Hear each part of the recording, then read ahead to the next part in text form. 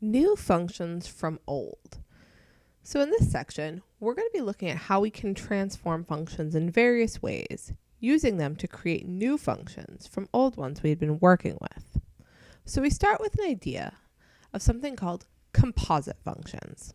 Composite functions are the pointwise application of one function to the result of another function, which creates a third function. So the idea is that we're going to be taking one function and plugging it into another function. There's two different notations that we use to talk about composite function. The first is f open dot of g of x. You may have seen this notation if you've taken calculus before. The other notation looks like this with parentheses, f of g of x. Now, the second notation is the one we are going to be using in this class, but it means the same thing as the first notation. So if you are comfortable and used to the first notation, know that it means the same thing. So, since we haven't done composite functions before, theoretically, what we're going to do is we're going to start with what we already know to learn about what we don't know.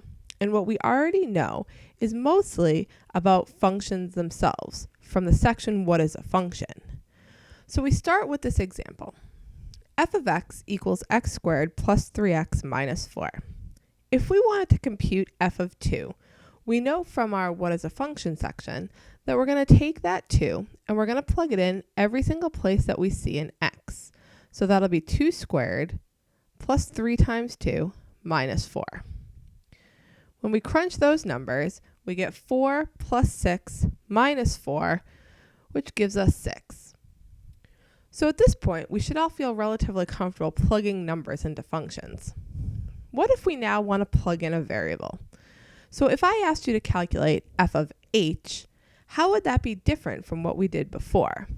Well, mostly it's not that different. The only difference is that we're not going to simplify the terms. So we're still going to go ahead and we're going to plug in an h every single place that we see in x.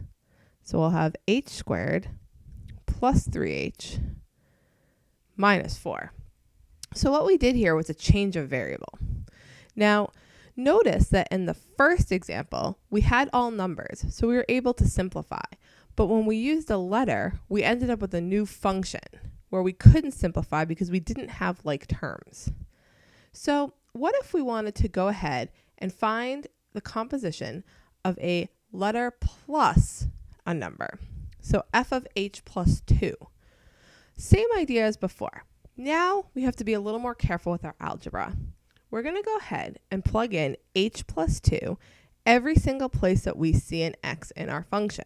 We're going to be extra careful here, and because we have more than one term, we're going to use parentheses. So we have h plus 2 squared plus 3 times h plus 2 minus 4. So here, remember in example 1, f of 2, we crunched those numbers so we could combine like terms. In example part 2, we didn't because we didn't have like terms. Here, there are going to be like terms, but in order to be able to access them, to combine them, we have to do a little algebra. That means we're going to FOIL out that first term. So h plus 2 squared, that's going to give me h squared plus 4h plus 4. Then our second term, if we go ahead and distribute the 3 in, remember that we have to distribute the 3 to every single term. So we're going to get 3h plus 6. And then don't forget your minus 4 from before. Now we want to look and see what we have so we can simplify and combine like terms. So we only have 1h squared. And then we have a 4h plus 3h. So that gives me plus 7h. And then we have a 4, a 6, and a minus 4. So that's going to give me plus 6. So my final answer here, I have an h squared plus 7h plus 6. You can see this is a hybrid of parts 1 and 2, where we still end up with a function, but we have to use our algebra to be able to combine like terms. Whenever you're plugging in something with a letter in the middle or a variable, you're expecting a function as an answer. Whereas if you plug just a number in, you're expecting a numerical answer. But congratulations, because we just completed our first composite function. So now that we're getting a little more comfortable plugging in different things into functions, let's go ahead and look at some examples where we can plug some things in and simplify to get a finalized answer. Example 2. Consider the function m of z equals z squared plus 2. Use this to find m of z plus 1 minus m of z.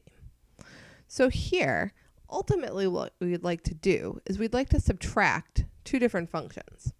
However, we have to make sure we know what these functions are before we start combining their terms. So we're going to start by calculating m of z plus 1. So remember, m of z plus 1 means we're going to take z plus 1 and we're going to plug it in wherever we see a z in the m of z function. And we're going to use parentheses because there's more than one term. So we have z plus 1 squared plus 2. So again, we want to be able to combine like terms. So we want to simplify here. So what we're going to do is we're going to factor out this first term so that we can see if there's combined terms that we can work with. So here we're going to get z squared plus 2z plus 1. And then we still have our plus 2 from before. So we can see here that any simplification is going to be done with constants. So we have z squared plus 2z. And now this 1 plus 2 gives me plus 3. So m of z plus 1 can be simplified into z squared plus 2z plus 3. Now, we know we're going to be combining that with m of z over here. So remember, m of z is the original function, z squared plus 2. We're looking for the difference of these two functions. So m of z plus 1 minus m of z. So m of z plus 1, I'm going to write underneath the term here. So m of z plus 1, we said was z squared plus 2z plus 3 minus, and now we said m of z is z squared plus 2. Notice that for both these functions, I use parentheses because they have more than one term. This is especially important here since we're subtracting, because that minus sign needs to go to both of those terms. So now, when we combine, we can see that we're going to have a z squared and a minus z squared. So those are going to cancel. The only single z term shows up in the first parenthesis, and that's a 2z. And then our constants, we have a 3 and a minus 2. So 3 minus 2 leaves me with plus 1. So my final answer here for my entire problem is going to be 2z plus 1. What's important is that I broke down the individual composite functions that I needed on the side before I tried to combine them, so I didn't lose anything along the way. Example 3. Now that we've gotten comfortable plugging some things in, we can take things up a level by looking at composition functions using their notation that we talked about in the definition. Here we have three different functions to consider. F of x equals x squared, g of x equals e to the x, and h of x equals the square root of x minus 2.